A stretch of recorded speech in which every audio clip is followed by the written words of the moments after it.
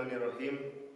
Assalamualaikum warahmatullahi wabarakatuh. Innal hamdalillah nahmaduhu wa nasta'inu wa nastaghfiruh wa na'udzu billahi min shururi anfusina wa min sayyiati a'malina may yahdihillahu fala mudilla lahu wa may yudlilhu fala hadiya lahu. Asyhadu an la ilaha illallah wahdahu la syarikalah wa asyhadu anna Muhammadan abduhu wa rasuluhu alladzi la nabiyya ba'dah. Allahumma shalli wa sallim ala sayyidina Muhammad wa ala alihi wa sahbihi ajmain. Amma ba'du. Sahabat Bunyanul Islam rahimakumullah, hampir 1 abad lebih seluruh umat manusia berada dalam fase kegelapan, di mana ditandai dengan hilangnya nilai-nilai robbani dalam sendi-sendi kehidupan. Ini persis seperti yang digambarkan oleh Rasulullah Shallallahu Alaihi Wasallam. La yunqadhanna urral Islam urwatan urwatan. Fakullama taqaddat urwatun tasabbasan nasu billati taliha wa awwaluhunna naqdal hukmu wa akhiruhunna as-shalah. Sungguh ikatan Islam itu akan terurai simpul demi simpul. Yang pertama kali terurai, maka manusia bergelantungan pada simpul berikutnya. Yang pertama kali terurai adalah masalah hukum, dan yang terakhir adalah sholat. Dari hadis yang diterima oleh Abu Umamah Al-Bahili ini, kita bisa ambil pelajaran bahwa hukum Islam yang seharusnya memiliki otoritas tertinggi dalam kehidupan ini sudah hilang dan tergantikan oleh hukum buatan manusia. Dalam hadis tersebut juga, yang menjadi fokus bagi kita umat Islam mutakhirin dalam menjalani kehidupan ini adalah sholat, di mana sholat ini merupakan simpul terakhir yang akan terus terurai dan pudar, sehingga wajib bagi kita selaku umat Islam mempertahankan ikatan terakhir tersebut, supaya cahaya Islam di dunia ini tidak pernah padam dan tersapu oleh peradaban-peradaban jahiliyah yang telah mengakar kuat dan masif dalam setiap pribadi manusia, bahkan yang mengaku muslim sekalipun.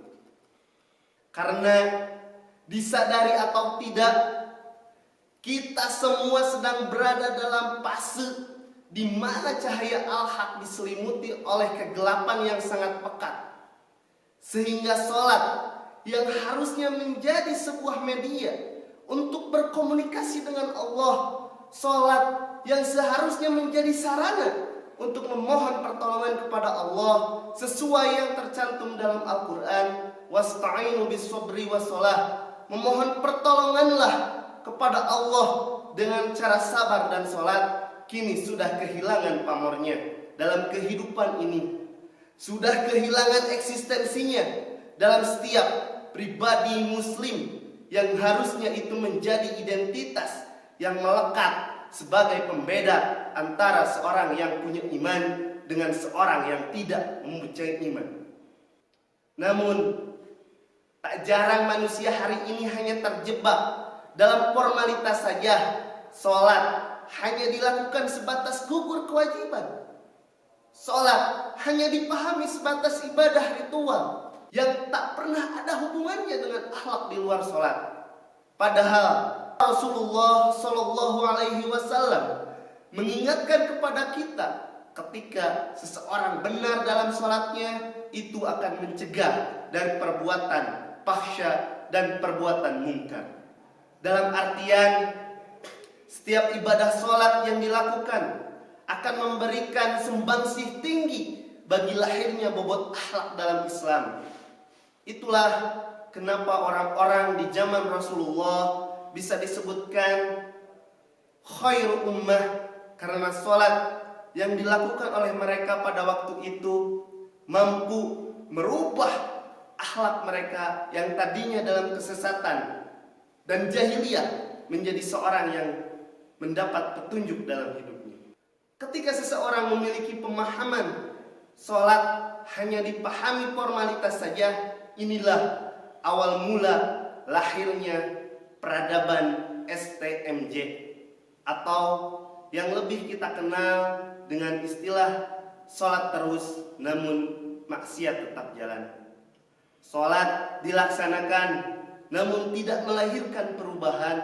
Sholat dijalankan namun maksiat masih sering dilakukan.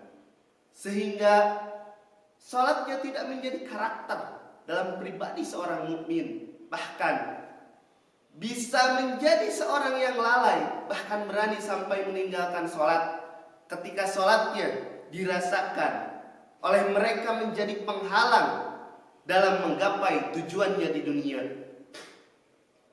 Seorang karyawan rela meninggalkan sholat karena takut dengan atasan. Seorang pedagang berani meninggalkan sholat karena takut ditinggalkan oleh pelanggan.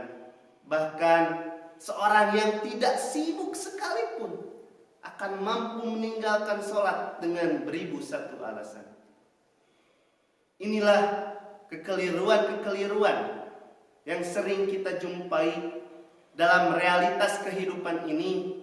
Maka kita selaku manusia yang cerdas dituntut harus keluar dari pemahaman-pemahaman jahiliyah tersebut. Lantas bagaimana sholat kita supaya bisa menggapai predikat sebagai mi'rajnya seorang mukmin, yaitu ketika terangkatnya jiwa seseorang supaya mampu menjalankan prinsip-prinsip sholat dalam kehidupannya sehari-hari dengan landasan mulaku Rabbina, akan dipertemukan dengan Tuhan kita Allah Subhanahu wa taala nanti di yaumil akhir.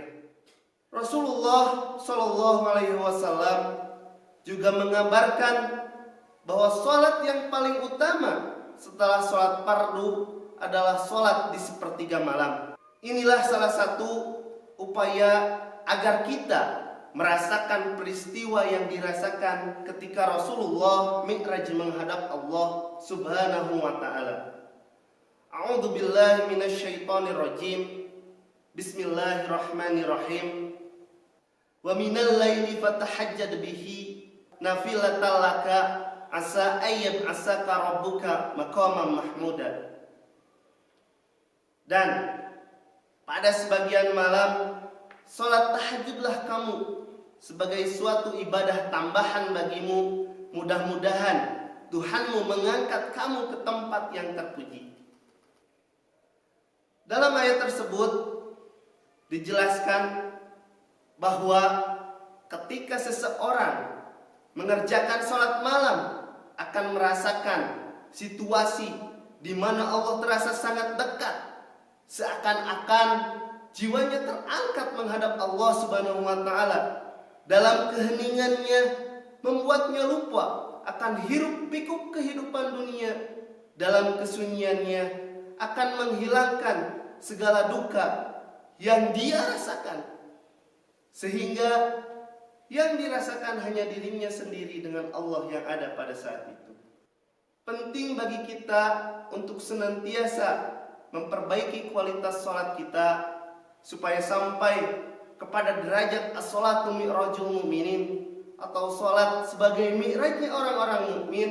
Karena seorang yang sampai kepada derajat ini, jangankan perintah Allah yang bersifat wajib, perintah Allah yang bersifat nafilah atau fadilah saja mampu ia lakukan sebagai bukti mahabbahnya kepada Rabb semesta alam. Dalam hadis dijelaskan, Rasul amri al-Islam wa amuduhu as-shalah wa durwatu sanamihi jihadu fi sabilillah. Pokok dari segala urusan adalah Islam, tiangnya adalah sholat, dan puncaknya adalah jihad fi sabilillah.